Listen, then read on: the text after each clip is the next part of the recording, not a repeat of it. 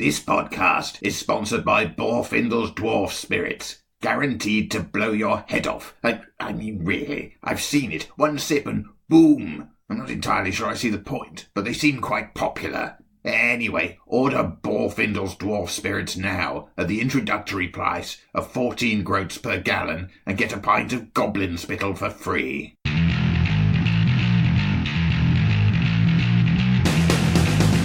Hello, and welcome to Morris's unofficial tabletop RPG talk. I, as always, am your host, Morrus, aka Russ, or Russ, aka Morrus, and with me is my invisible and intangible co-host, Peter Coffey from the Southampton Guild of Roleplayers. Russ, I'm not invisible or intangible, I'm just behind you. Damn it! Fooled me again. And there you are. You're like, every time. It happens, easily done. Peter? Yes? What, in the last week, has caught your eyes in the world of RPGs? I don't know if this is strictly eligible, but I was organising an event for aspiring RPG players. Well, I can tell you whether or not it's eligible. Could you see it while you were organising it? Yeah. It therefore caught your eye. Is it related to RPGs? Oh, hell yes. Totally eligible then. Sweet. Oh, marvellous. Well, that makes my life a lot easier. You got it in on a technicality. Yay! Technically correct, as everyone knows, the very best kind of correct. There we go. Yeah, so it was pretty good. I put out a advertisement saying, hey, who wants to learn to play 5th Ed D&D? And do you know what the answer was for us?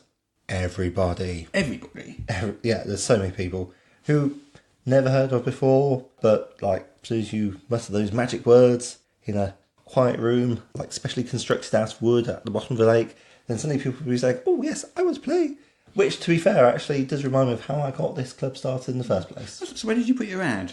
Ad is a strong term. Okay. A strong term. I mentioned it on Facebook, Reddit, and there's a site called meetup.com. Yes, I'm sure everyone in the world's heard of that. Yeah, meetup.com is a great way to meet people like who are into the same sorts of things as you are. So it's got things like Spanish lessons and cool. So you got a few sort of brand new players who've never played before. Absolutely. So you officially introduced new people to the hobby. Absolutely. We divide them into people who claim to have played D&D before, people who said we never played D&D before, and people who we know for a fact have been playing D&D because they've been playing Adventurers League with us. And you managed to not scare them off. Well, I don't know. I guess we'll find out next week. but like my table rolled along, never having played D&D before, and ran through, basically speed ran through the 4 dungeons I had.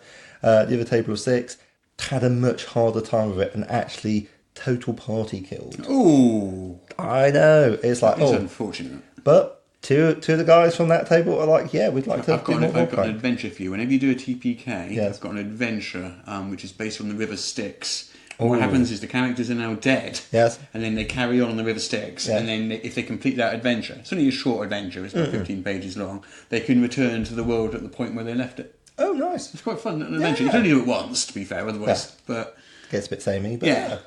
Oh, that was lovely. An adventure. Anyway. What's caught your eye? Oh, my eye. Yes. Well, I was rooting around upstairs in my I call it my library, but basically it's a room which is just crammed full as far as the door with stuff which you physically can't even get in without donning mountaineering gear and safety equipment. Some people might call it a junk room, and those people would be harsh and charitable and largely correct. Well, it's got all my books in there, and I have a lot of books, because books are one of those things that I can't seem to get rid of, so essentially I collect them. It does seem wrong throwing books away. Yeah. Because last week it just popped into my head was my old Ravenloft box set, so I thought, I've got that upstairs. So I donned my mountaineering gear, put on my hard hat, got some safety equipment going, a team of engineers and so forth, ventured into the upstairs bedroom. Yes. And I recovered. And it's still in pretty good condition, actually. This is because I've had this for, 20 years? God knows how long I've had it. But anyway, this is the original Ravenloft box set. Yeah. I'm absolutely loving that cover. It's so Hammer horror. You've got a blue vampire, fangs bared. Yeah, Stride von Zarevich himself there. Okay, in his blue period. Da-da-dee-da-da. And he appears to have a lady with super 80s curly perm hair. Yes, yeah. She's totally out of an 80s sort of rock video, isn't she? Oh, absolutely, yeah. If she was in black and white, she'd be on the cover. She'd be in like an issue of 2000 AD in Slain. She'd be hanging around with Meatloaf or somebody, I think. Oh, absolutely. Yeah. He'd do anything for love, but he won't save her from Strahd. So anyway, so I thought, open this up. This is the second edition. Oh, yeah. So inside, God, I remember all this stuff so well. I really want to revisit all this. So you get a nice, solid sort of book, just crammed full of information on the various different domains of Ravenloft. Loving those night black margins. You don't see margins like that anymore. Big, thick margins as well, yeah, aren't they? Look at the size of them. You've got all your information on fear and horror checks, werebeasts, vampires, gypsies. Telling the future, spells in Ravenloft, because like spells in Ravenloft which are sort of good aligned get corrupted in Ravenloft settings, so it's actually harder to sort of do all that sort of good. And also it reveals you to the sort of lords of the various realms. Yeah, you stand out like a paladin, stands out like a beacon. I'm guessing that's not the sort of thing they want to do in Ravenloft. No. So, of course, the whole concept of Ravenloft is there's... originally, it started with module I6, which was Ravenloft, by Tracy Hickman and Laura Hickman. Yeah, okay. And that got expanded into an entire... And that was... is that Tracy Hickman of Margaret Rice and Tracy Hickman, the Dragonlance people? Yeah. Fantastic. So, Tracy and Laura are married. Yes. And they created the original Ravenloft adventure, which was basically the same adventure as Curse of Strahd. Ooh. So Curse of Strahd's a retelling of that same adventure. Oh, okay, so it's sort of a fifth ed reskinning. Yeah, I've got it upstairs actually, but it's exactly the same adventure. It's thicker and it's got more stuff in it, Curse of Strahd. Yeah. Original. Anyway, that eventually got expanded into a whole campaign setting. Wow. So Barovia was one of the many realms.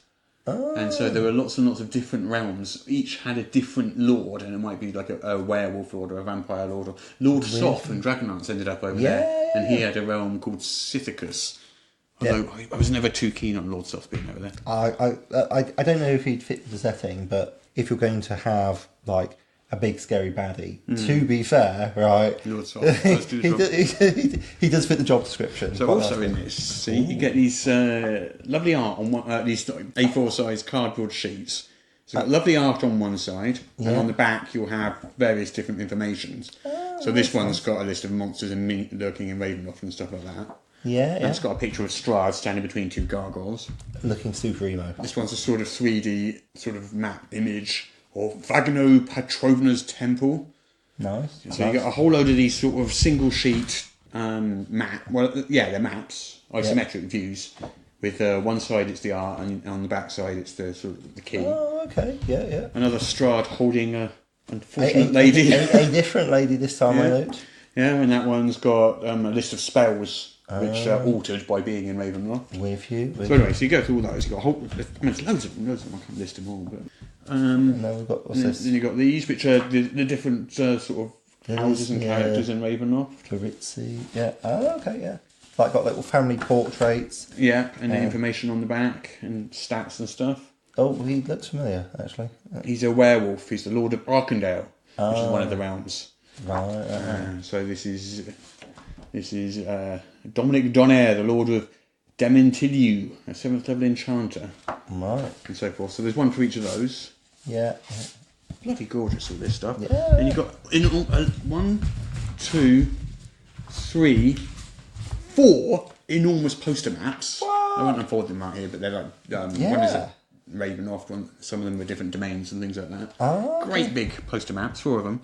They don't make box sets like this anymore. No. And then we've got a little advert for Dragon and Dungeon magazine, look. Oh dear, yes. Flyer and a little form that you tear off at the bottom there, yes, and send off your subscription. Yeah, check your money order. Yeah. That takes me back. Yeah. Oh, no, that's a really nice dress. But what a lovely box set that is. All that. I mean, box sets do exist still. Because if you think about who we had on last week, Rodney's making box set games. With Spectaculars, the City Outlaws. Yeah. And there was that super expensive box set for Waterdeep. Oh yes, the Beadle & Grimm's one. That's it. Yes.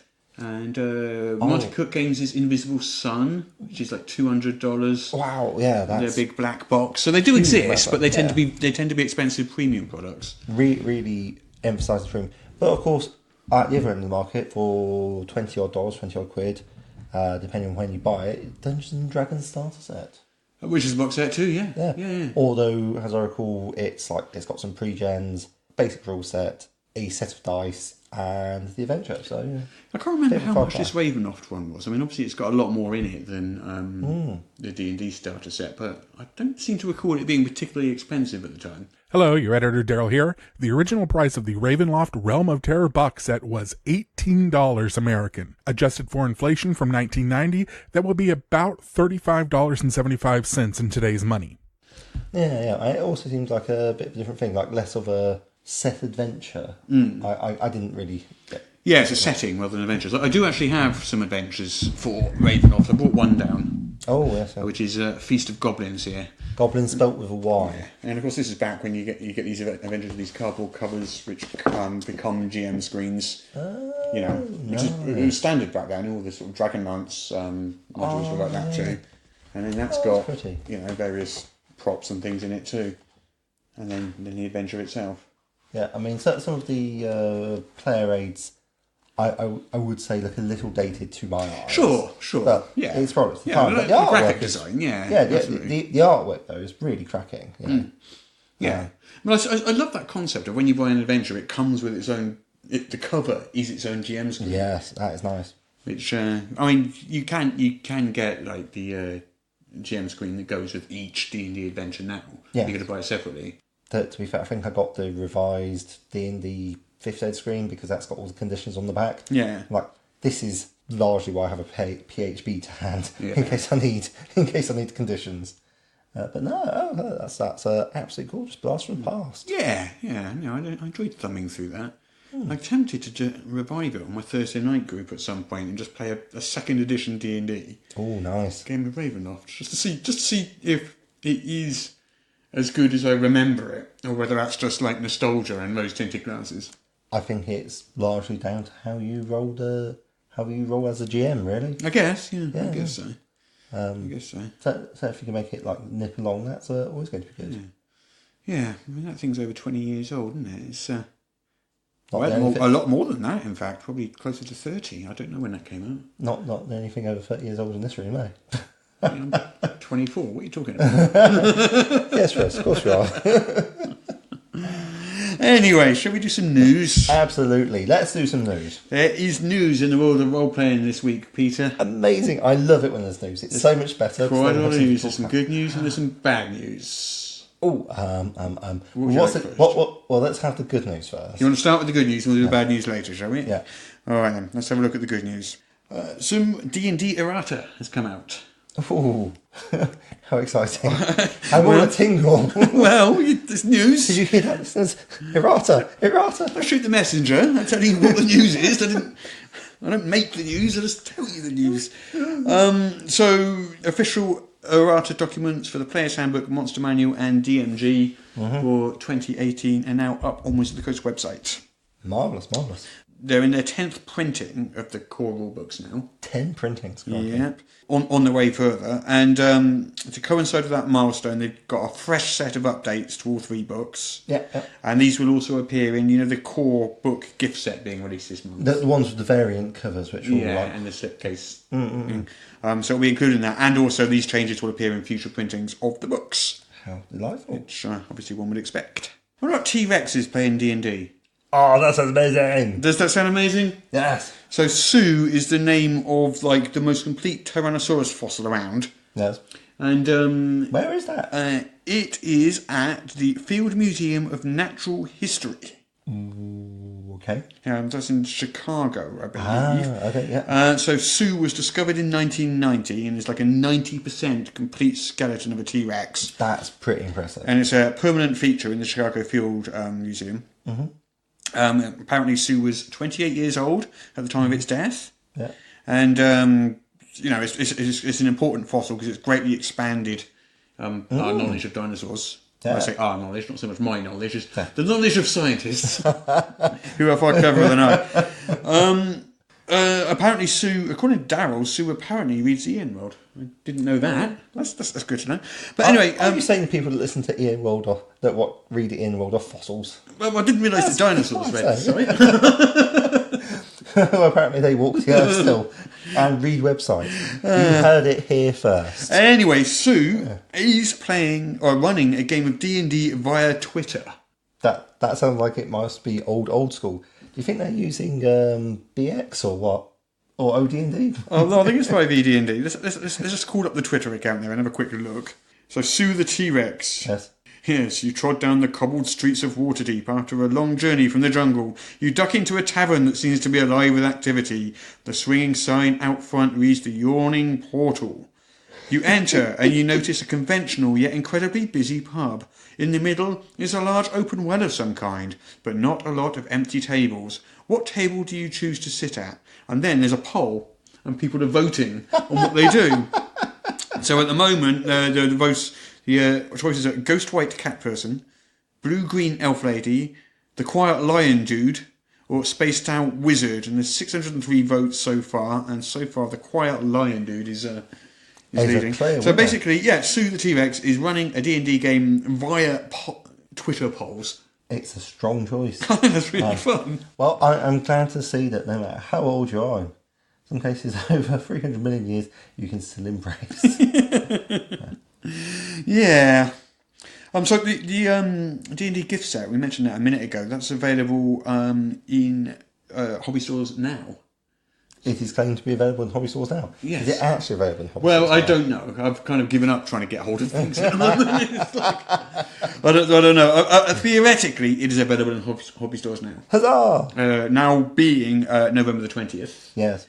Because we're recording a day late because I was away for the weekend. Yep. Which means the podcast might go out a day late this week. So apologies to everyone for that. We're really, really sorry. Honest. This is our sorry face. Well, hope you're happy. Sorry face. Perfect for an audio medium. So, what else do we have in the exciting world of games? Do you remember the thefts at Essen Spiel that we mentioned a few weeks ago? That was really sad and disappointing. It was. Has there been an update? Yeah. So there's been more reports of theft from vendors have come to light. Yes. During because that was 25th to the 28th of October. I may pronounce some names wrong here. Japanime or Japanime or Japanime. I'd say Japanime. Anyway, they... A portmanteau of Japan. Anime. Yes. Japanime. Yes. Japanime. You're welcome. Japanime Games have reported a theft of between 6,000 and 7,000 euros. Oh, Greenbrier Games had a money bag containing about $1,000 from behind their counter stolen. Ooh. Artipia Games, an entire cash register was stolen. Oh. So one person was arrested from the team that robbed Artipia and was found with a taser gun. Oh my goodness. That must have been very frightening. Yes, I'm sure when they say found with a taser gun, I assume they didn't mean they used a taser gun to find them. No, I think that they had a taser gun about their person. Yes, yeah. Going around armed, essentially. Terrifying. Yeah. So this follows like some previous robberies of vendors at Essen Spiel. There was Ludi Creations. She created a Kickstarter for Steal This Game to raise funds to replace those that were stolen. Artipia has decided to follow in their footsteps with the Affair, a Robbery and a Promo Pack Kickstarter, which contains expansions for several of their games, with the games themselves available as add-ons. That's quite a short run. I mean, that was run last week. That's actually ended last Thursday. Yeah.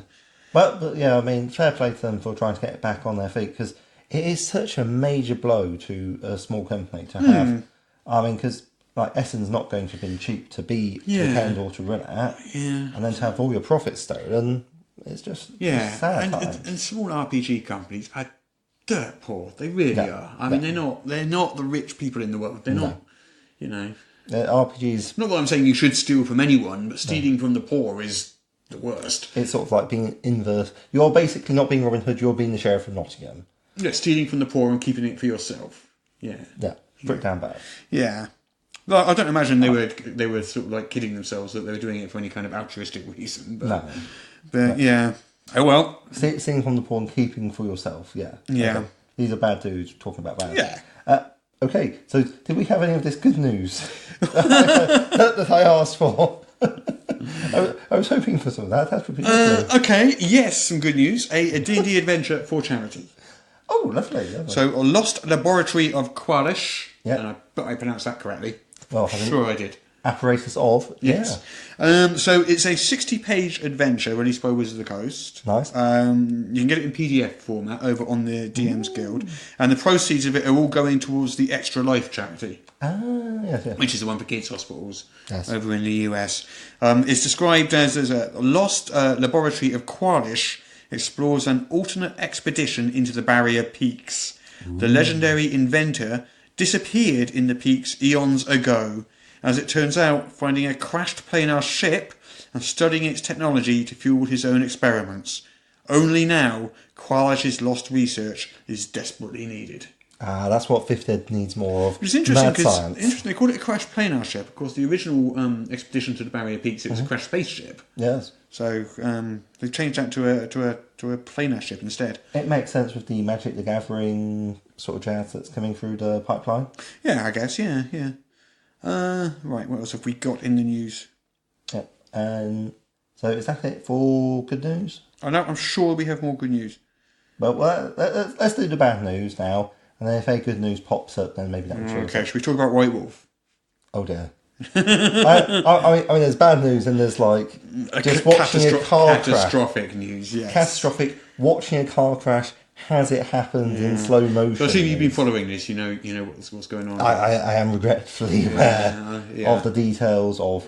Basically, they have White Wolf have made a major misstep here.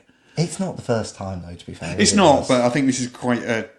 I mean, they've always tried to be edgy, and they've often courted controversy. They've tried to be alternative and offer a different sort of role-playing experience. Yeah. I mean, I think it's important to note that White Wolf now isn't the same White Wolf that was around in the 90s. That is very true. They split off with Onyx Path. So the property got sold to the Icelandic company CCP. Right, yeah. 15 years ago or something. And they're the people that make EVE Online.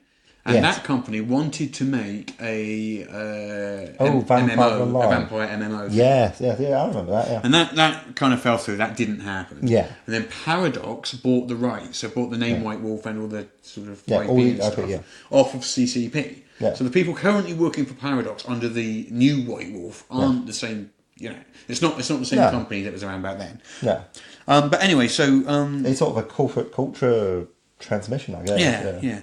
So basically, the books Camarilla and Anarch. Or was it Anarch? Anarch. Yeah. Anarch. So these are supplements for Vampire 5th edition, and the Camarilla book in particular dealt with ongoing sort of tragic human tragedy in Chechnya, where members of the LGBTQ community are being horrendously persecuted. Not just persecuted, actually tortured and murdered. Yeah. It's not.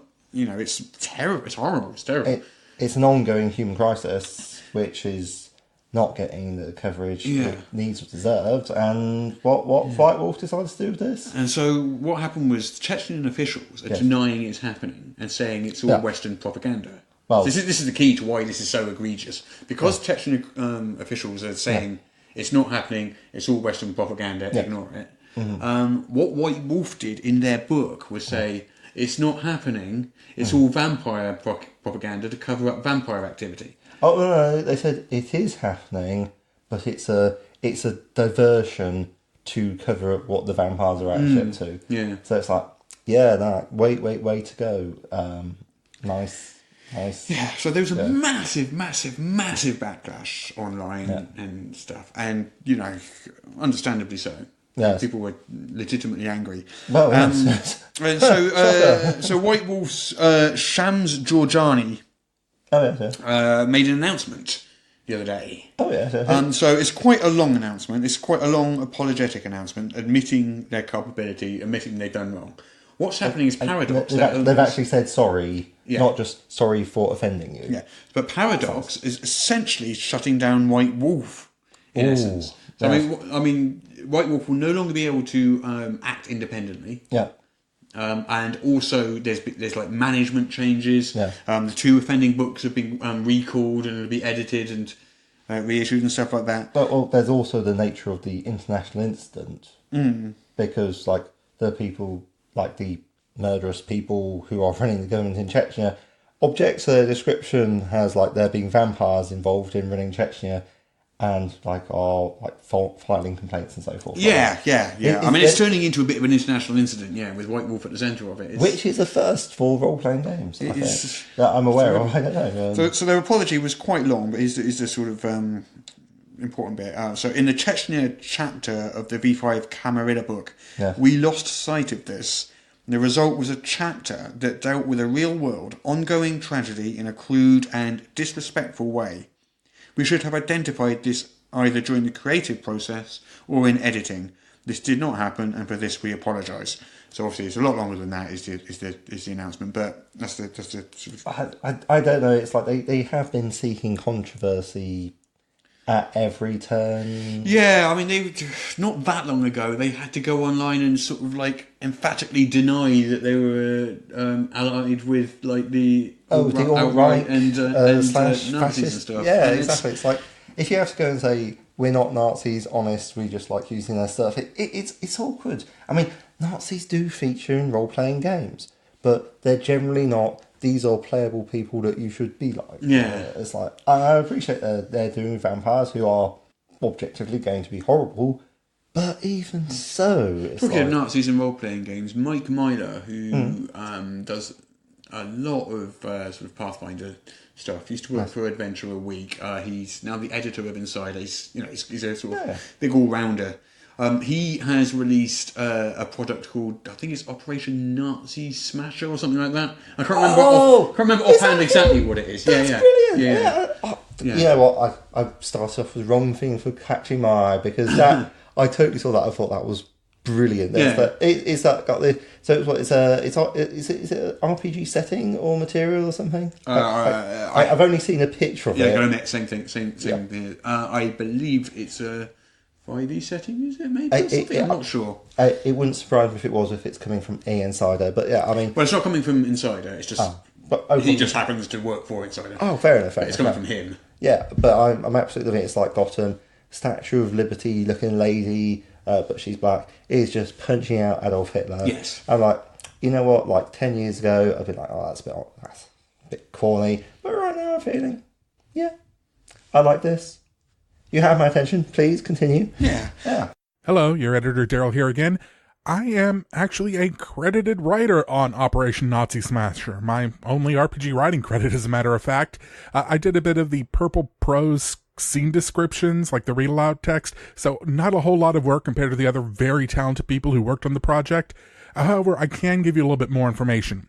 Operation Nazi Smasher is a pulp-style adventure where the player characters are raiding a castle that Nazi scientists have been using to perform strange occult scientific experiments. It's very much inspired by 1940s pulp adventure and the pastiches of the genre like Indiana Jones, Hellboy, and Wolfenstein. We all volunteered our work on the project, and the proceeds from the adventure are going to charity organizations working against hate groups and discrimination, including the Southern Poverty Law Center and Black Lives Matter. The Pathfinder version came out in October of 2017, and this new 5th edition version came out this past Sunday. Okay, well, more news. Yes, yeah. We have more news. Ships and D&D 5th edition. Fantastic. So the latest Unearthed Arcana article up on Wizard's site. Oh, yes. Playtest rules for ships, officers, crew, and hazards on the high seas. And it's a 9-page PDF. It's got stat blocks from airships to galleys. It's got info on crews, rules for sea travel and hazards. And there's also like information on, not a lot of information, but some information on owning and managing your own ship. All definitely worth a check. Yeah. It'd be interesting to see what they're planning on doing with that, because when they do the sort of playtest stuff with Unearthed Arcana, sort of 6 months later, you see why they were playtesting that. Oh, yeah. Sometimes like the Minotaurs, for example. Exactly. And the Centaurs as well. Yeah, exactly. Yeah. So it's been interesting to see what that's for. If you're interested in sort of naval D&D games, that's where you want to go for that. Go have a splish around there. A splish around? Yes, although hopefully they will have given some thought to the poor old fighters and paladins who have certain issues that come when it comes to naval combat, which is, I appear to be wearing a lot of metal. Well, not every fighter has to wear plate armour, to be fair. Or a chainmail, according to rules, takes 5 minutes to take off. You can see how that would distract you. That is quite a while, isn't it? Yeah. That's a long time to hold your breath for us. That's what I'm saying. Yes, it is. Yes. Well, presumably you take it off before you get on the ship, not after you fall in the water. Well, the idea is you don't fall overboard. Speaking from my experience of being on the yacht, they're like really big on not falling overboard. Really? Oh yeah. Interesting. Who'd have thought? I'd have thought it would be something that happened all the time, but apparently it's like very rare for people to actually fall off a yacht. Jumping off, that's a different thing. Anyway, we digress. Yeah. I released another book this week. Did you? Santiago, A Myth of the Far Future. Ooh. I actually have it somewhere. Oh, okay. Oh, yes. So this is what sort of new adventure written by me. They're not always written by me, but this one is. But it's based on the novels by Mike Resnick. Oh, that rings bells. Why does Resnick ring bells? He wrote a novel called Santiago, A Myth of the Far Future. I don't know. not one I'm familiar with. But, No, okay. Oh, that's nice. So yes, this is a sci-fi adventure where you have to track down the most notorious outlaw in the galaxy, and you're a group of bounty hunters, and you travel from planet to planet following clues, tracking him down. Where in time and space is Joe Santiago? He's what, sorry? Where in time and space is Joe Santiago? Joe Santiago. Yeah, well, it's set in the far future. Oh, yeah, that's lovely. Quite a long way in the future.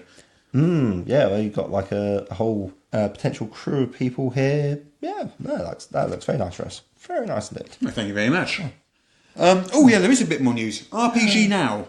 Yes. Are you familiar with the online store RPG Now? I'm very familiar with it. Okay. Are you also familiar with Has is my credit card. Okay. Are you also familiar with Drive-Thru RPG, the DM's Guild, all that sort of stuff? Which are basically the same place, yes. Yeah, so all of those things are exactly the same store with a different skin on the front of them.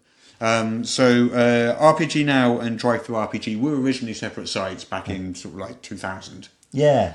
And they merged in 2006 or something. Something like that. Became the same site because Steve Wick started Drive-Thru RPG, and it was James Mathey, I think that's how you pronounce his name, created RPG Now. So they were competitors for about 6 years. Yeah. And then they merged. Yeah. So anyway, they then became one store. Yes. But they kept the two brands. And RPG Now kind of like focused a bit more on indie stuff. Yeah. And Drive-Thru RPG a bit more on the sort of big titles and stuff. Yeah. Although all the same products were in each store. It was just literally, the branding on the front page. Branding focus, yeah. Yeah. So you could buy any product from any store. It did take me a while to notice that they're the same place. Yeah, they're exactly the same. Fair. Yeah. If you take the web address of any product on Drive-Thru RPG and just change the DTRPG bit to RPG Now, it will just take you to the exact corresponding page on. Nice. Just like you do with Amazon.co.uk and Amazon.com. You can just change the .co.uk and the com and it'll take you to the corresponding page. Nice. Assuming it's there. Yes. And of course DM's Guild is again the same store, and a lot of those community content. Well, this is absolutely fascinating, but you want the news? Yeah, that's really old news. Yeah, really old news. In 2006. It's a little thing we call context. Yeah. So the current news is the current news. They have finally decided to retire RPG Now as a brand. Oh, okay. So basically, starting in February 2019. Basically, RPG Now will redirect to Drive-Thru RPG. Okay. And the logo, the RPG Now skin is disappearing and stuff like that. So nobody panic. Nothing's really changing. Nothing's changing. No. Yeah. It's just like as a brand, RPG Now is going down. They say that basically in the 12 years since they merged, the usage of the RPG Now site storefront has tapered off constantly, while Drive-Thru RPG has grown year on year. Yeah, okay. And so it's reached a point, they say now, that people who buy things using the RPG Now storefront is something like less than 1/10 the people who use Drive-Thru RPG. Okay. And they've decided at this point, this moment has been coming for years, it's about time. Yeah. Okay. I think that's it for the news, Peter. Okay, we're done now. Do you know what I think we should do? What do you think we should do? I think we should play our favourite game in all the world. Yay! Hey! Would you like to? Yes, that's... Right. Alright then, our favourite game in all the world is the game where I read out the name of a Kickstarter and you try and guess what the Kickstarter is from just the name. Okay? Yep. Kamigakari God Hunters. So, what was that again, sorry? Kamigakari. Kamigakari. God Hunters. That sounds like it's going to be a Japanese-themed RPG. Like a kami is a spirit, sort of small god sort of thing in the Terry Pratchettian sense. So I would assume from the name that it's going to be... I like modern day. It'd be really cool if you were modern day and you like hunting down small gods that were like causing mischief in modern day Tokyo or like out in the backwoods, and they're just up to no good, and you're basically sort of Japanese Ghostbusters / Ghost Hunters. Yeah, you've got something like 1000%. Yay! Radio. Spot on. So a tabletop RPG from Japan. Yes. About secret societies, soul-eating monsters, gods of destruction, and the anime heroes who fight them. Set in modern-day Japan. Nice. You play as a god hunter with supernatural strength, magical abilities, and spiritual powers. And your mission is to protect the populace from evil beings known as Aramitama.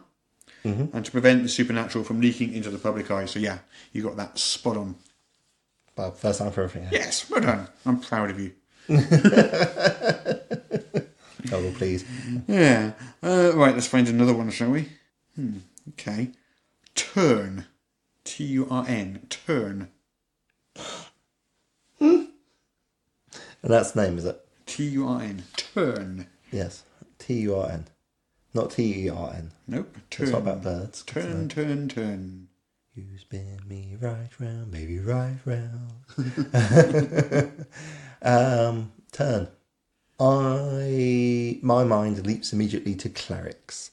And saying, essentially they act as these divine bouncers saying, look, no undead, no trainers. And I think possibilities, we could have a whole... Someone's might have put way too much thought into how turning undead works and created like a massive supplement for 5e. That would be so boring. I hope they haven't done that. I hope it's not that. That would be awful. Is that your guess? That's not my guess. Oh, okay. I'm going to go... What I always do is I just think, what's the most interesting thing it could be, and go for that. And if I'm correct, that's great. And if not, like, you know, that's how it works for Dinosaur Princesses. I digress. So what we have here is turn. So I'm feeling like sort of a modern Gothic vibe, like maybe 1960s, the modern day. So not super recent, but like, you know, priests like dealing with more ghosts and so forth. I don't think that's what I got. Okay, well, it's not that. No, okay. But if you'd gone with your first guess, you'd have been about a billion miles off. Okay. As it is, you're in the right county. Okay. I'm not actually in the sea. So this is it calls itself a slice of life, supernatural role-playing game with quiet drama about shapeshifters in small rural towns. Oh. So these shapeshifters they struggle between their beast and human sides. Is this like sort of does this refer to American rural towns, or is this more of a British one? I think generally, when you don't see... If it doesn't specify. If it doesn't specify otherwise, generally you can assume yes, it does. I mean, the backer levels are... Dollars or pounds? Yeah, they are dollars, but also the backer levels are bears, raccoons, ravens, bisons, wolves, the all American animals. So. I was just going to say, because these would be very different games. Yeah, cougar, otter. So, yeah, I'm guessing very much that's in the US. Okay. And it includes interlocking character sheets, which represent your human roles and beast archetypes.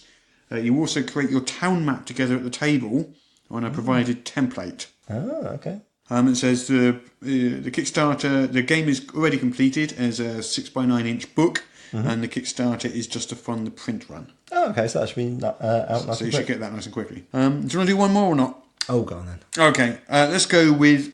This is one that I'd like the look of, but unfortunately the name of it really, really gives away exactly what it is. So I'm just going to go. I'm just going to go for it, just because I like the look of it, so I want to promote it. Eternalverse Dungeons and Dragons Maps.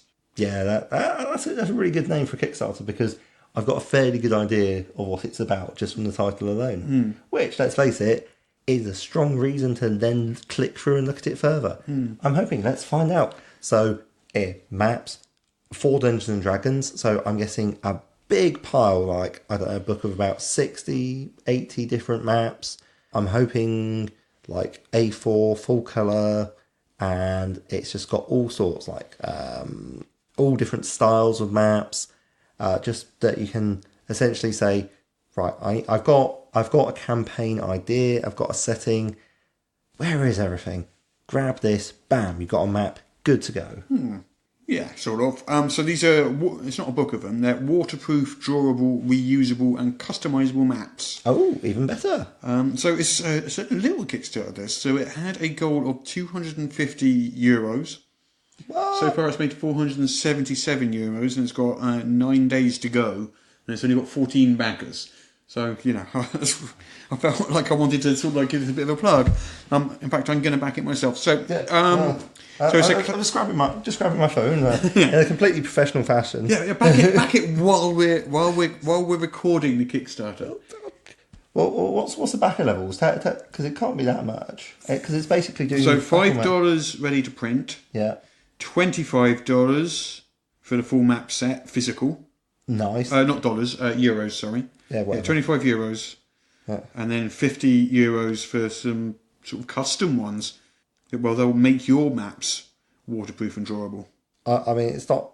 Obviously, I wouldn't know anything about having a junk room in my house either. But, yeah. Can I see some maps? Yeah, so... Let me just get rid of that. So, yeah, so there's 6 maps. Yeah. So we've got a region map, a small village, Yeah. a city on top of a cliff with a castle and town walls, one map with 2 reversible dungeons and a forest path. And there's also a sheet of stickers for easy land naming and a set of items printed in acetate. Potions, caskets, traps, obstacles, coins, that sort of thing. Oh, okay. So these are what the maps look like. Yeah, so we've got sort of... it looks like something that would be, to my mind, about the size of... Quite small, like say you got Newfoundland off the coast of Canada or Britain off the coast of Europe, it looks like, from what I can see there. But obviously also some much lower scale maps as well. Pledge. There we go. Yeah. There we go. We had a live pledging. That's quite cool, isn't it? We should probably let them know about that. I don't think they'll care. To be fair, like they'll probably work out there's like 2 new guys. Yeah. Oh, no, so those look like good quality maps, and like it's pretty decent price as well. So glad to get in on that.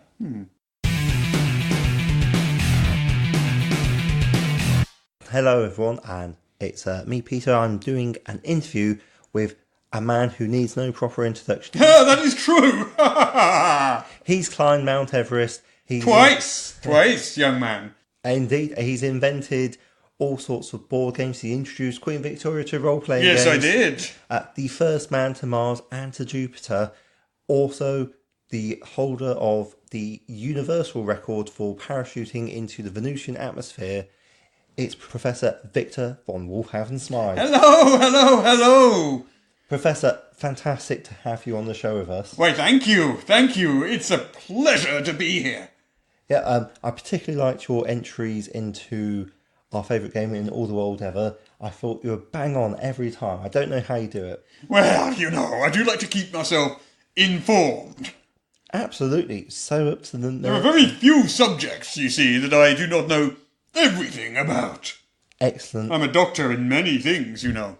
Oh, absolutely. Your academic credentials are definitely as long as my arm. Yes, I'm a doctor in medicine, physics, doorways, and dinosaurs. In doorways, you say? Yes, you can get a doctorate in doorways. Did you not know?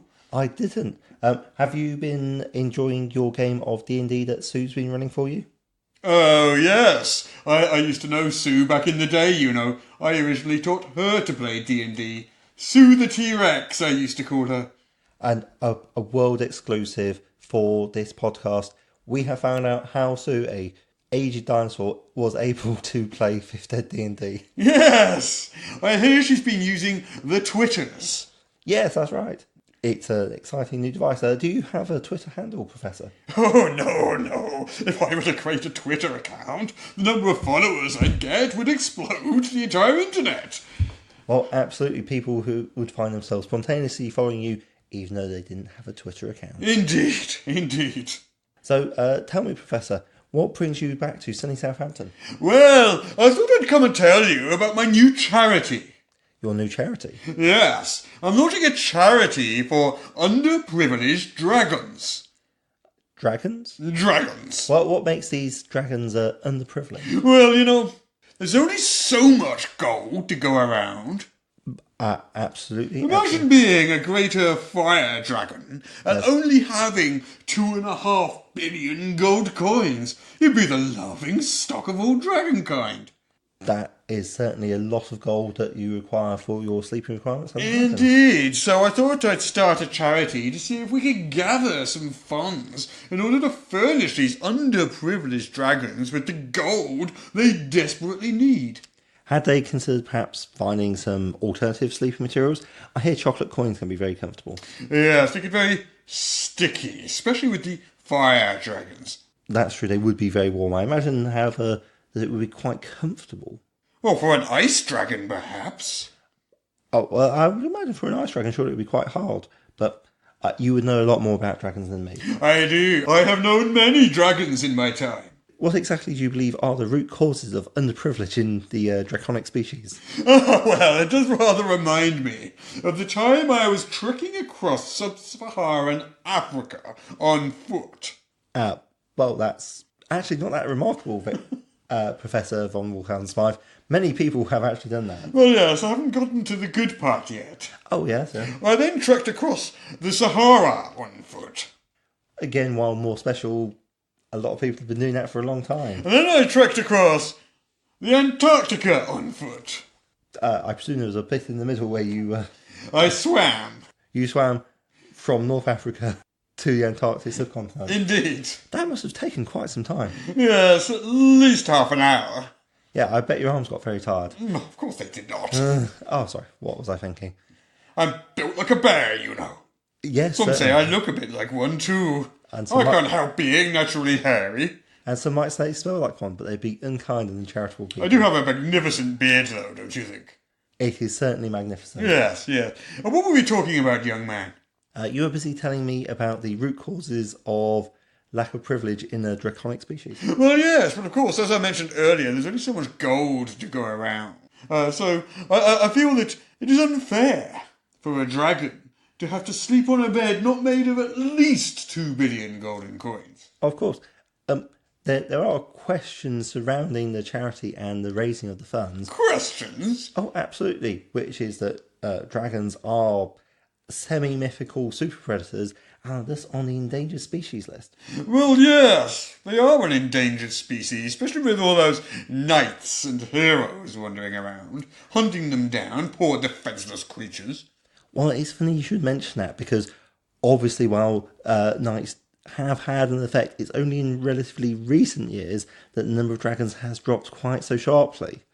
Oh dear, I must do something about. Maybe I should open a second charity. Well, that is the thing that is the problem, because after scientific studies have been performed by our colleagues at the University of Southampton, they have identified the number one cause of dragon numbers declining. Oh, and that would be?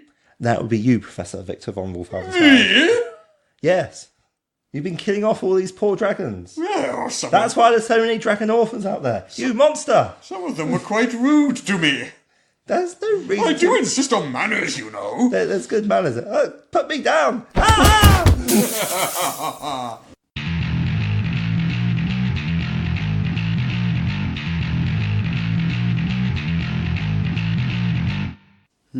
Hey, Peter.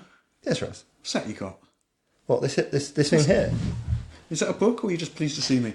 Well, I did bring a banana with me to eat after the podcast, but what I have here is, very excitingly, why don't I not hold the book in front of the microphone? That's probably a good idea, yeah. It is I have Waterdeep Dungeons of the Mad Mage. You do have Waterdeep Dungeon of the Mad Mage. Yeah. It's very shiny. It's very shiny. Do you know what I do need to know, though, Peter? What do you need to know? You know what I really need to know? What? I need to know how much that book weighs. Oh, yes. Time to do some science. Time to do science! Yes. Why do we rate books for us? I forget. I've forgotten too. Was there a thing on Amazon or something? There was a thing on Amazon. I don't know, but it's now a thing that we do. Hello, your editor Daryl here. The weighing of books started back when the Guildmaster's Guide to Ravnica was first announced, and the only information in the listing on Amazon when the news broke was the shipping weight of the book. Russ and Peter attempted to reverse engineer the page count of the books by weighing various Dungeons & Dragons books and comparing their weight to their page counts. This has now become a tradition on Morris's unofficial tabletop RPG talk that the weight of any book must be determined before any review can begin. Okay, so the book weighs in at 1.088 kilos. Wow. Yeah, I'm just going to confirm that. That sounds like quite a lot. Well, it's a substantial piece of work. I'll be perfectly honest with you, Russ. How many pages is it? Oh, here, how much is that? Oh my god, that's heavy. Wow. There. You get a tremendous sense of value. Like all these cut-out cards at the back, look. Rune decks, secrets deck. Yeah. Stuff like that. But those page numbers are really faint. 316, 317, so about 320 pages. Yeah. Give or take. 320 pages. Yeah. And it is quite unusual for a D&D book. I mean, literally, I picked this up about 2 hours ago. Yeah, I people who have been following along will know that we've been having trouble getting hold of this one. Super hard. There's been printing, apparently, or shipping delays of some kind. At the moment, as I look at amazon.co.uk, it says a 1 to 3 month wait. Don't know if that will change anytime soon, or whether that's, I don't know what's going on there. When I went into Forbidden Planet on Friday, they had nothing. It wasn't there. Shocking. And of course, I've been away since then, so... But you managed to pick that up this morning. Yes, I have. And one of the things that I'm noticing, for those of you who somehow managed to avoid the froth about Dungeons & Mad Mage, essentially what you have is a 23 level dungeon. 23 levels. That's a big old... That's a lot of writing, and this weighty tome does make me feel that they've been putting the stuff in. I haven't had a chance to look for it in detail, but yeah, the first... I've already run through the levels. Yeah, well, we've got... So it's one level per character level, and it goes from level... Yeah, almost entirely. The first 13 levels, I think it is. Per character level. Then it's half a level per... Character level, yeah. And it takes you up to level 23. Level 23 of the dungeon, but yes. level 20 character level. Yeah, that's right. Yeah. Yeah. So the dungeon goes to has level 23 to get to. What's interesting is that final level there looks like it takes you from 17 to 20 on its own. That is what it claims. Blimey. Yes, that's... So that last one's called, what's the Mad Wizard's Lair? Mad Wizard's Lair. 3 levels. And how big is that chapter? It's not big, Russ. It's, that's what, 11, 13 pages? There's a lot of XP packed into 13 pages there. Well, I don't believe in spoilers, but I've had a look, and that's a substantial boss fight that you are coming up to. This is like a mega boss fight. Any one of those creatures, I'll be like, is this a bit OP? Well, can we do spoilers? No. I forbid. Or we could do non-spoilers, then spoilers. Or we could do a spoiler episode later. We could. Get your own copy. No, I don't like spoiling stuff for people, but it looks really nice. I mean, it's no secret that it's Halaster that you'll be facing off against, who apparently has a whole bunch of different motivations you can choose from. That is true. Have you got that list of motivations there? We do have and then these motivations sort of get seeded throughout the adventure, I believe. Oh, absolutely, yeah. There's all sorts of... It's on page 11, I think. There it is. Yeah. We've got 6 different motivations. What are they? Cleaning house, destroying an enemy. It does name the enemy, but again, we'll avoid that. Striking fear into heroes' hearts. Becoming a Shadow Lord of a city. Finding a new apprentice. Very Darth Vader, I think. Or very Emperor. Very Batman. What? Okay. Well, he's like his apprentice, isn't he? And locating somebody whose name that... So locating Jezlia. Jezlira. Well, I hope the GMs don't have as much trouble pronouncing it as you do. Fantasy naming. Oh, I love fantasy naming. Oh, absolutely, yeah. So it's a lovely looking book. Yeah. Lovely looking book. Interestingly, while we're talking about the aesthetics of it, it's a very, very rare for a new D&D book. Because most of them have like big full cover splash pages. Yes. Not here. It's got a half-page chapter. Yeah. Oh, no, I'm not saying it's like devoid of any sort of beauty or anything like that. There are some lovely ones. But they've got like the standard headers and maybe the occasion... In fact, they don't even have that many illustrations spotted through. It looks, generally speaking, like it's one illustration per chapter. And it's the half-page header intro to each chapter. Yeah. Would that be fair? Well, you've got a map Each chapter. If you're inclined to count such things. But yeah, no, actually that's... So the artwork for this has actually been really quite minimal, which is unusual for Wizards. But to be fair, they've got a 320-page book. It is huge. Well, this is like the largest dungeon that's ever been produced for 5th edition D&D. Yes. Obviously, Undermountain has a long history. And I actually compared the maps from this to the maps in some original Undermountain. So I looked at level 1 on each, and the levels in this book are section the original levels. You could take that map and it will be like a middle section of a much larger level, which you'll find in sort of older products than 20 years ago. So they're kind of focused in on, I guess, the sort of core point of each. Of each level, rather than mapping out the entire thing. Yeah, I think part of the idea is, don't forget that it does have bits leading to insert plot here.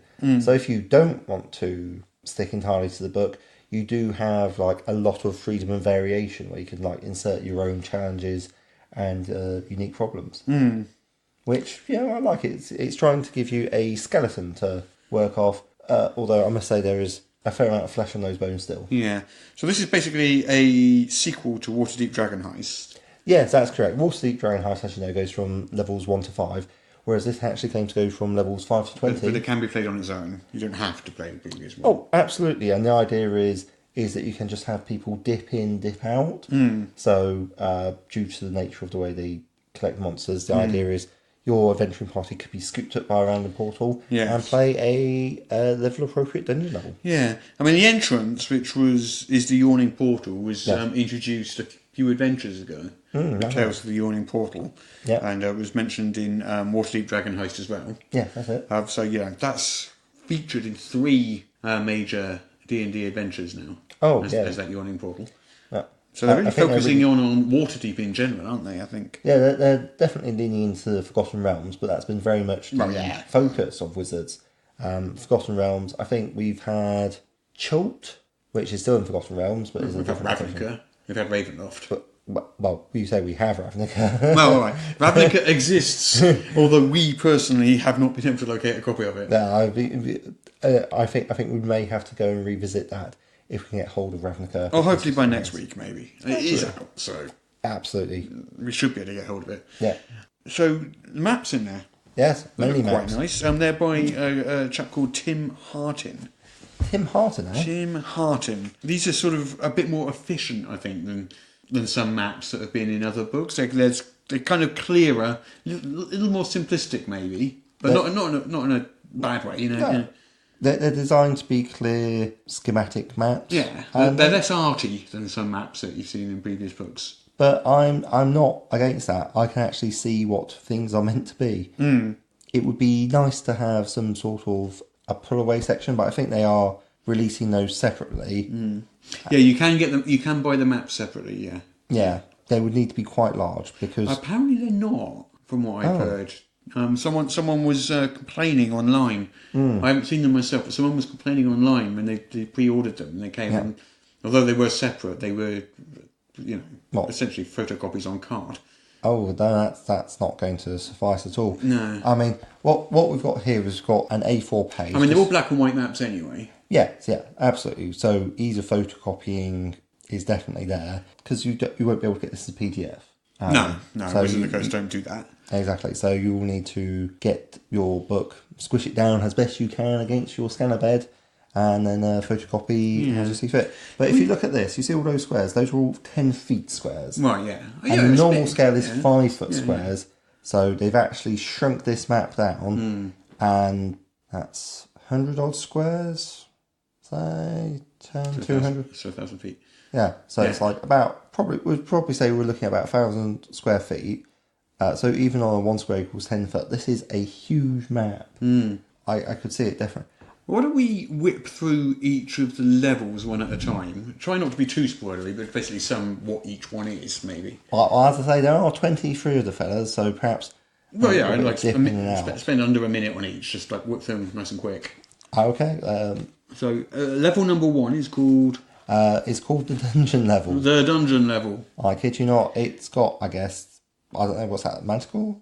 Yes, I believe that's a magical, yeah. It looks bitey. So what we got hungry monsters, a bandit gang, bugbears, goblins in league with a beholder crime lord, which will be Xanathar, of course. Indeed. Yeah.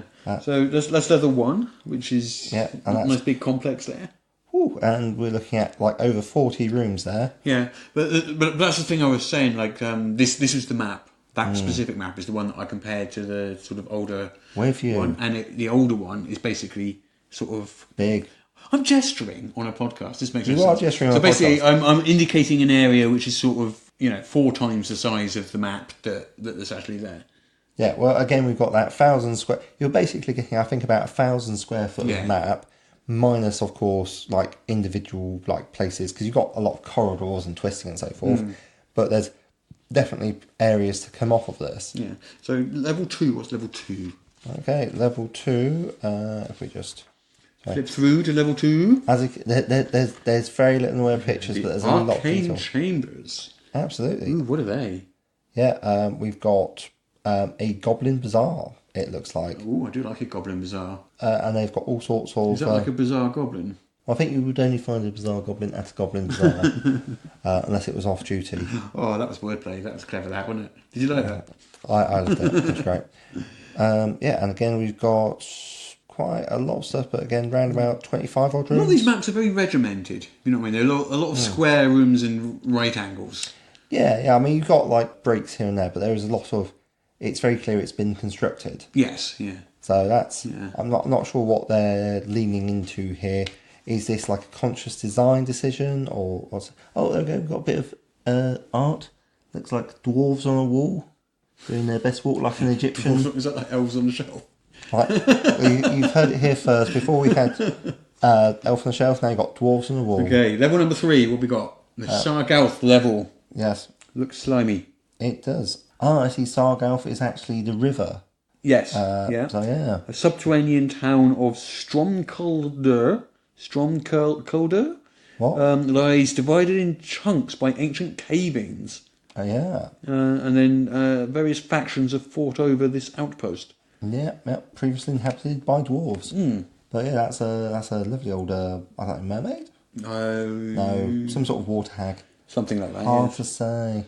Okay, moving on then. Yeah, again. Oh, so you've got a lot more naturalistic looking dungeon in this one, look. Yeah, it's quite a bit of a break. You've got the big river running through the middle of the map there. I guess those sort of like lines are going to be like store walls and so forth. I guess, yeah. Which is a ruined city, basically. Again, on the outside, you can see the tunnels leading to the expanded dungeon. Yeah. So next level. Yeah. What have we got next? This is exciting. The Twisted Caverns. Absolutely. So we've got a tribe of Kuatoa and an Aboleth. Yes. Nice. Yeah. I do like the occasional Aboleth. Yeah. Oh, that's a nice bit of art. Looks like someone's getting the old flaming hand. See, none of this is built at all. This is all naturalistic cavern. This one. Sort of burrowed sort of style. Lots of rivers and a big lake with an island in it. Look. Yeah, we stand with that. Like with your feet wet. Standard Aboleth type territory. Yes. Here be Aboleth. Yes. Okay, moving on.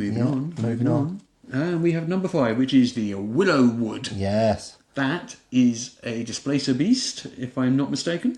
I believe that you are correct, sir. And an elf standing behind the displacer beast. Yeah, looking grumpy. Grumpy elf. And this is a magical forest underground. Yeah. Because that's what you expect. Oh wow, this is just big and open. So, it is, isn't it? Yeah. Yeah. Big open spaces in that one.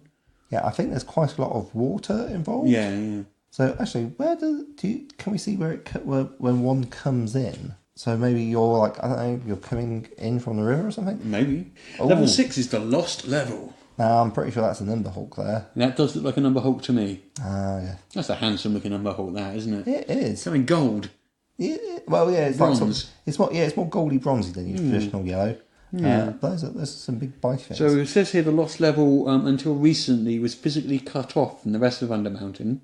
But Umberhawks have been sort of like burrowing through the mountain and they stumbled upon it and left tunnels which gave you access to it. So It's quite interesting. Anyway, and we're switching. Oh, okay. And there's a sign saying up to level 5. There we level go. 7. There we go. Again, you've got like what's that? 45 plus rooms. Yeah. Yeah, lot less organic than This last two. is definitely a mega dungeon. Without a doubt. Oh, absolutely. It's like I think one of the big challenges of a GM will be putting time pressure on the players. Yeah. And making it really feel like a living place. So what's level 7 there, Peter? Madgoth's Castle. Oh, it's a castle. And apparently it's based off the Undermountain Madgoth's Castle written in 1996, which was the second in the short-lived Dungeon Crawl series. Yeah. Okay. So it's a miniature castle. It's like a 12th the size scale of a normal castle. Yeah, it looks like that. There's Yeah, some sort but it of actually shrinking is magic. It's a 1/12 size castle. So here we actually have, quite interestingly, a map within a map. So it's here we've got like a central encounter. So I'm liking the way it like sort of mixes and matches expectations. So you're expecting, oh great, another dungeon we've got to slog through, but here you're getting to a place and then you're sorting yourself out by quite a lot of it's a bit empty. It's like more concentrating on this interior castle, which has a fair bit of stuff going on. Okay, next level. What is it? What is it? I'm excited. I'm excited. So tense. I'm so tense. But it is Slither Swamp. Yeah. I see bodyworks. I see swamp. I think that pretty much characterises the level. There are some various snaky foes of at least 2 different varieties, but yeah. Oh, okay, so this is all basically... It's a big old swamp with a couple of little fortifications in it, look. Yeah, I can... It's a little bit of a spoiler, but I'm loving it. It's got a dangerous shrubbery. Very Monty Python. Well, what do you do? I require a shrubbery. Yes. Level 9. What's level 9, Peter? What is it? Tell me what it is. It's the latest dance craze that's sweeping the nation, Dwemercore. Dwemercore. How do you pronounce that? Is it Dwemer? I think. Okay. Or is it Dwemer? Dwemer. You just sound like a small child for Trying to pronounce dreamer. Dweem. However you pronounce it, it's that. So we've got an Arcanoloth and a Night Hag presiding over this one. Yeah, well, this is the Academy of Magic. Good times. Sounds lovely. Yeah. Yeah. So Nice big map again. If you want a Harry Potter experience for your 10th level characters. So you're a fan of this style of map then, are you? I mean, it's certainly clear. It is clear. I do like it. I'm kind of getting a sense from this book though, because it hasn't got that much art in it. It's only got like a half-page colour piece at the beginning of each chapter. Yeah. And all the maps are black and white. It's coming across a little bit art light, isn't it? As we're flipping through it. Yeah. It's very dense on the text. I mean, I do love my content, but it doesn't feel like it's very friendly to... And there's something else that I'm noticing as we're going through. Traditionally, with these D&D books, you have text boxes, which give you a description. Yeah. Well, no. Text boxes would be different from sidebars because here it's saying what's in the room, and then there would be a description. Oh, right. What, the read aloud text sort of thing? Yeah. Yeah, okay. Which I never use, but I'd like bounce off it and improvise. But it's nice to have it there. Whereas here it's just got stuff. So it seems like it would be quite hard to run from a low prep point of view. Yeah, you'd literally have to make sure you'd read it. But I think one benefit of it is because it's level based, you only have to know what the current level is in the current level, I guess, at any given time. Yeah, I mean, there's a lot of stuff. It's not heavy plot based, so you don't have to know what's happening ahead. Well, yeah. So it's There is a plot of sorts, but it's spread out over 23 levels, and from what we could see, it wasn't super heavy. It was more like the Halaster goals that we discussed earlier. They're really more meta plot. Yeah, and this doesn't feel like a book for novice GMs. But I feel in many it's not ways, looking like it at the moment. No, I'd agree. Although it is very much site based, which does make it easier than some, I suppose. Yeah, no, I mean it's well laid out. It's put together, but I would say, I'm going to say missing text boxes. Okay, what's next anyway? Level 10. Yeah. What is it? Murals Gauntlet. Yes.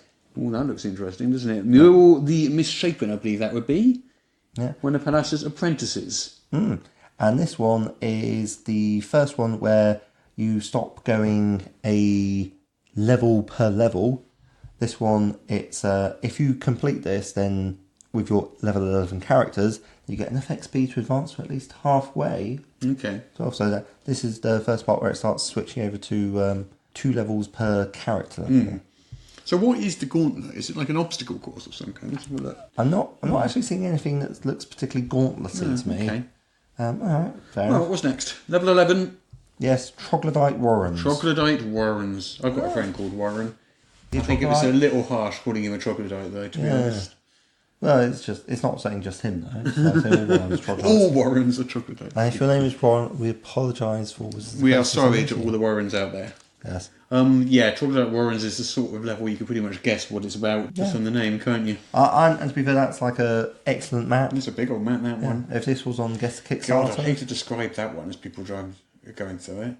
You enter this cavern, it's kind of a weird shape, and it's got 1, 2, 3, 4, 6 different entrances, and it's kind of a snaky kind of shape, and this entrance is really big and expands out into... Oh, God, that's hard to describe, A couple of big old pillars in the middle as well. Yeah. And then we've got some stuff up here, which is... Some stuff? Well, yeah. What stuff? Well, I don't Surely. know, it's not rocks. Well, I'm just going to have a sneaky peek. There is a key, which I did quite like, although it is at the start of the book. There here we it is. go. Oh, big old dungeon key page, full page there. Okay, so stalactites. And presumably stalagmites, yes. Do you know how to tell the difference between a stalactite and a stalagmite? If it falls off the ceiling and penetrates your brain, it's a stalactite. The stalactite clings tight to the ceiling. The stalagmite might one day reach the ceiling. I always went with because there's a C in stalactite, C in ceiling. But your way works too. There you go. Yeah. Whichever helps you learn. I think Americans pronounce those words differently. There are many words that our American listeners will pronounce differently from us. Yes, and they are wrong. Well, you say this, Ross. Yes, pater. Exactly. What's next? Level 12. What's next? Maze level. The maze level. Gosh, I wonder what's in that level. Are you going to make the obligatory pun, or am I? Sounds amazing. Yeah. Was that obligatory? I don't know. And this looks quite interesting. It doesn't look a lot like a maze. It's got a certain labyrinthine structure about it. Which, Into the maze. yeah. Dead ends. Faces in the fog. Demon's triangle. Minotaurs. I do like a minotaur. Yeah. Well, it's... You're fond of minotaurs, aren't you? I am very fond of Minotaurs. Yeah. Ever since I read Kaz the Minotaur. Yeah. Many years He's ago. the best minotaur. Go on. What's the next level? What's level 13? What is it? This one says Trobriand's Graveyard. Trobriand's Graveyard. And what is that? Ominous looking creature. Well, it looks like a purple worm. A very spiky purple one. It looks like a purple worm if you got a purple worm with full plate armour. Okay, I think that we're getting into spoilers territory here. It is, in fact, exactly that. I wouldn't want to ruin this for somebody. Somebody's going to have a great time when they get to this part. All right, yeah, okay. They're going to like, oh yes, I can deal with that. I had it was a purple worm on Morris's unofficial tabletop RPG Talk Not podcast, and then they'll be like, oh, I see what they did there. Why? What's next? Yeah. Level 14 is... Arctoria Doom. Ooh, that would be a lich, I bet. Let me guess, is it a lich? It is a lich. Hey, I am so good at this. You are. I'm amazing. It's almost like I know some stuff about D&D sometimes. That happened one time. Yeah, so this is a lich-based level, is it? Yes, yes. There's lots of like sarcophagus-looking things and Sarcophagi. oh yes. Oh, I'd rather not.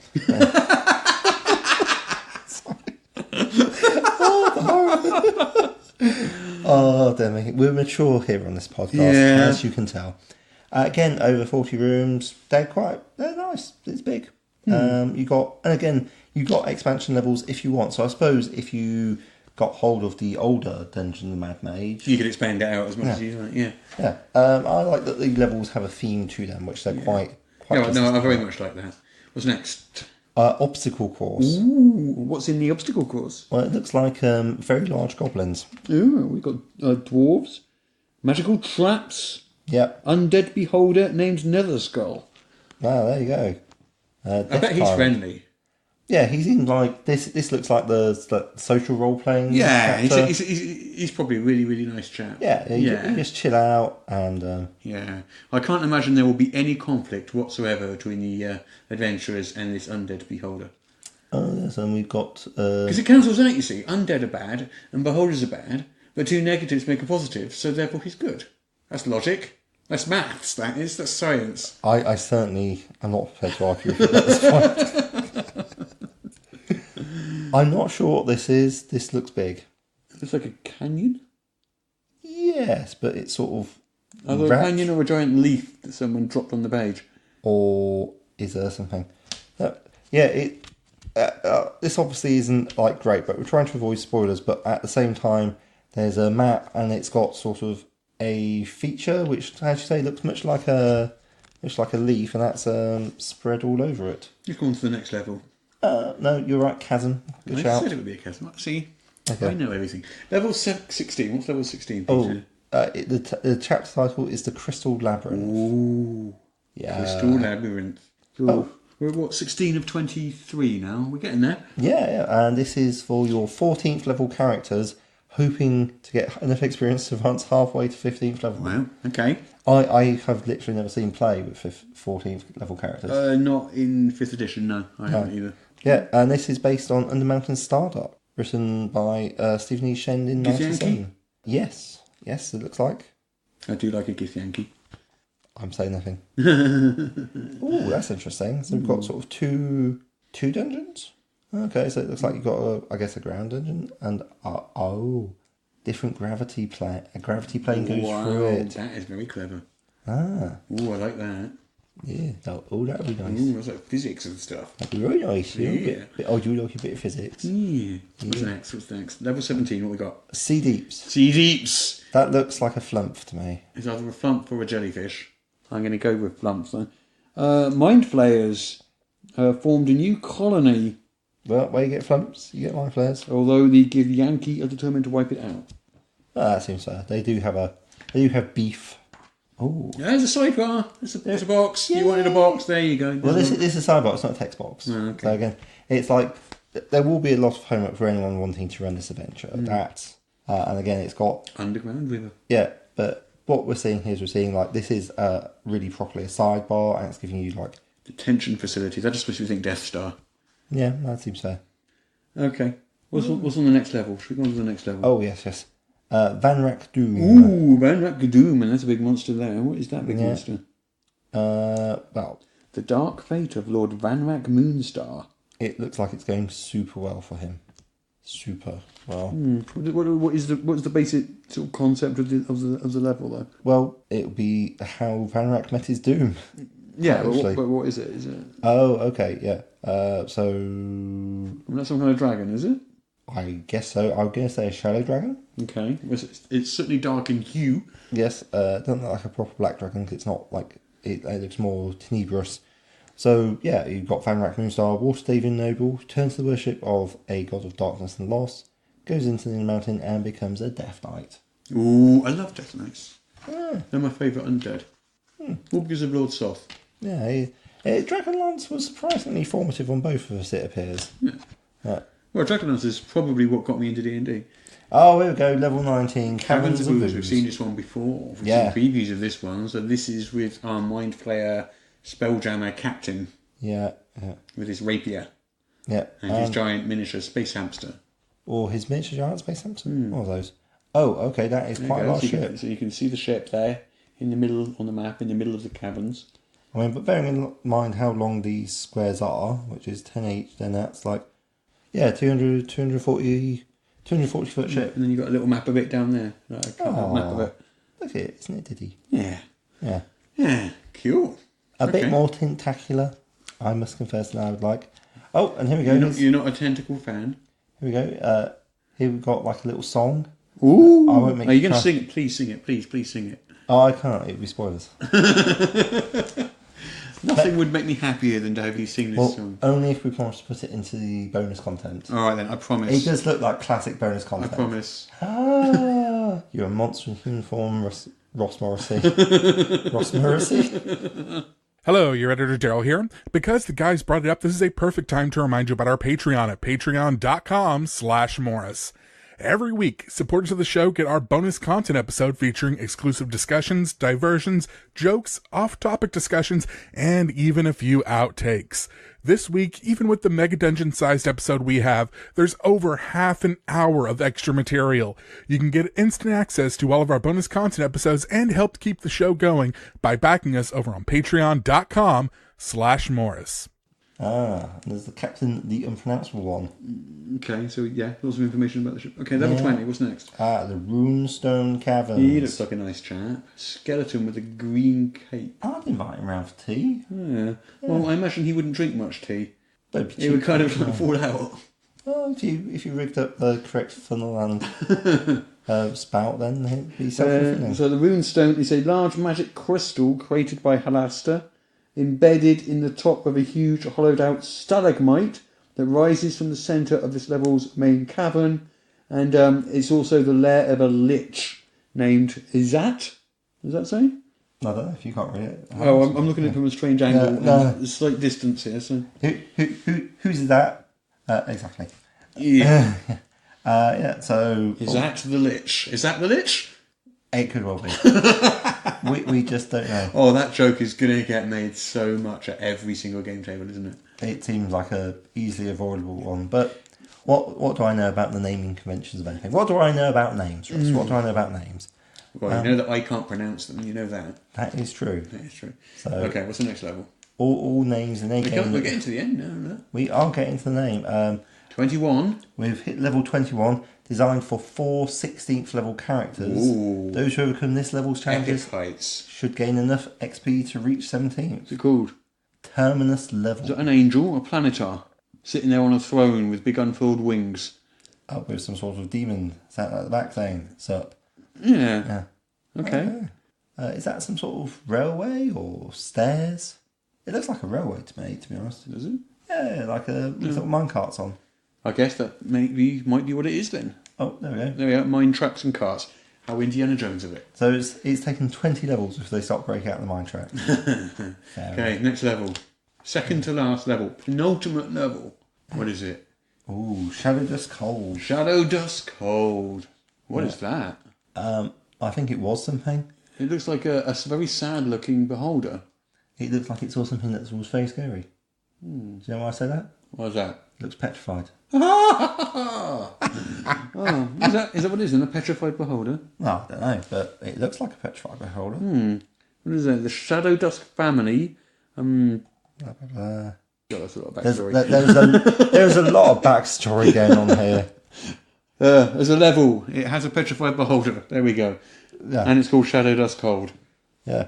I mean, when you come across the ruined remains beholder, you're like, oh, that's nice. What's that? Well, you see what they've got here is they've got sub-levels within the dungeon. Oh. I know. Busting it out. You're like, we've done this level. Oh, no. Stairs further down. Oh, no. We're on a different level. Oh, wait. No, it's the same. Oh, dear. Yeah. Okay, shall we move on to the final level? This level takes you from 17th to 20th. 17th level to 20th. Bloody hell. So level 23, the Mad Wizard's Lair. Yeah. Wow. And, well, obviously, you can expect to find Halaster, but you also find some other people that I feel would be slightly spoilers to reveal. Let's have a look. Yeah. Well, we got a nice picture of someone doing what appears to be Emperor Palpatine-style lightning from his hands. Yep. Doesn't look like you'll be able to do that, but you totally can. We've got a fairly large dungeon still. Not quite. No, it's the smallest one so far, I think. Yeah, I would say so. But you also have a tower. It's interesting, it's the smallest dungeon so far, but it's definitely the highest in terms of how many XP you get within it. Yeah. 17 to 20, that's a lot of XP. There are some... Nasty monsters. Yes. So you're determined not to spoil them then? It would seem unkind to spoil it for people, but it's like, yeah. Well, we could warn them. Yeah. All right, no, we won't spoil them. Okay. Can't go around spoiling. Ooh. Yeah. She looks nice. Yeah. Ooh. Would not expect that stat block. Interesting. Yeah, okay. Well, come on, I can spoil this. Yeah. I can spoil it slightly. We've got a lich with what looks like 6 little insect wings. I guess a lady with dragonfly wings would be how I describe it. Dragonfly wings, that's a good one. Appears to be wearing a... Well, that's Arcturia. Yeah, it's got a pointy hat. Like And it's one of the very, foot very few art pieces in the book. Yes. As opposed to the chapter headers. Yeah, exactly. I think that's one thing that I've really got to take away. It's very dense. And then we've got Skullport at the end. Yes. So we just got a whole section just describing the town of Skullport there. Oh, wow. Okay, yeah. And Skull Island. They had a theme going with it and they went with it. Okay, so it's sort of like a bit of a side mission. Sort of. Yeah. Oh, wow. We've got a few maps there, look. There's a whole section which I think would be like it's also its own sort of thing. And then you've got our stat blocks. Now I've heard people say, and I'm just looking at this for the first time, that this book is quite light on monster stat blocks at the back. Oh, yeah. So a lot of it's straight out the monster manual. Yeah, so we've got Halaster Blackcloak, an Arch Druid. Yeah. What else have we got? Champion, Githyanki Gish, Lava Child, Living Unseen Servant, and another piece of art. Ooh, that's an odd piece, isn't it? We got... Mural? Yeah, Mural. Oh, yeah. Challenge rating 30. Oh, the one with the gauntlet. Neothelid Scaladar. Oh, yes. I don't know what that is. Shadow Assassin Eulitharid, which is a large aberration. A Werebat. A werebat. He looks friendly, look. CR2. Yeah. And that's it. And then right at the back, you've got these card decks. Yeah. We've got an Elder Runes deck and a Secrets deck. Which do look quite interesting. So what would you say is your sort of first impression, given the caveat that you haven't read the book? Yes. But we've both flicked through it together just now. What's your first impression, would you say? My first impression is one of weight. This isn't the sort of book that you're just going to pull out casually. You're going to have to actually sit down and research it because there's very little to spark the imagination. Not trying to be harsh. I mean, the bits of artwork that are in there are brilliant. I completely understand why we don't have the usual half-page cover splashes that we normally do. But yeah, there's not much in the way of art. There's not much in the way of flavour boxes. It's a lot of words. There are a lot of words. So... Yeah, I think that's my takeaway. It's very text dense, very text heavy. Yes. And it's definitely one that you're going to have to prep for very well before each session. Yeah, I mean, in some ways it is an ambitious project, and I can see why they're going about it, because high-level content is something that's been called out It's going to be really interesting, in a few weeks, a few months, when people have played through this and they can actually properly report back on what the high-level content... Well, we pretty much covered Dungeon of the Mad Mage as best we can. Hopefully next week we can do the same thing with Ravnica. Oh, yeah. And then maybe at some later point we can do a proper detailed dive into one of them once we've read them properly. Because that is a first impressions. Yes, there you go. First impressions. Through there. It's like an unboxing more than isn't it? Yeah, absolutely, yeah. Yeah. Well, thank you everyone so much for listening. I'm going to sign off now. It is goodbye from me. It's goodbye from me. Thank you everyone for listening. Until next week. Goodbye. Goodbye.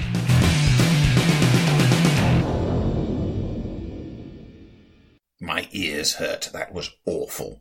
The worst. I'm going to be punishing those two for this awful performance. I just have to decide whether to put them both in the Iron Maiden or have them eaten alive by sandwich ants.